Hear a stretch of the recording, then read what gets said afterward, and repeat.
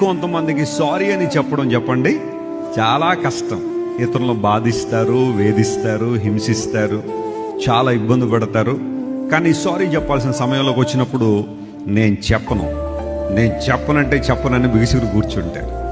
చాలా గొడవలు, చాలా వాగ్యుద్ధాలు సారీ అని ఒక్క మాట చెప్పుంటే, లేదా క్షమించు అని ఒక మాట చెప్పుంటే సమసిపోయామంటాడు ఒక ఫిలాసఫర్. ఈ రోజుల్లో కోర్టుల్లో చూడండి, చాలా మంది భార్యాభర్తలు విడాకుల కోసం లైన్లు కట్టి నిలబడతా ఉన్నారు. సాడెస్ట్ థింగ్ ఏంటంటే, పాశ్చాత్య దేశాలతో పాటు భారతదేశం కూడా ఈ రోజుల్లో పోటీ పడుతుంది విడాకుల కోసం.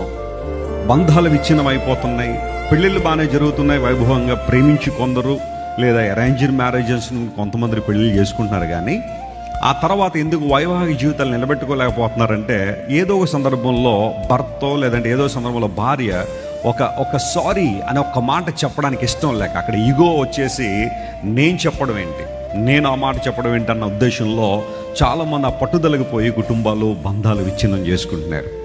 ఒకవేళ నీళ్ళు ఏదైనా పొరపాటు ఉంటే సారీ చెప్పడానికి ఏమాత్రం వెనుకడాల్సిన అవసరం లేదు. ఆ చిన్న మాట నీ బంధాన్ని నిలబడుతుందేమో, నీ స్నేహాన్ని నిలబడుతుందేమో, లేదా నీ కుటుంబంలో ఉన్న అనేక సమస్యలకు పరిష్కారం దొరుకుతుందేమో.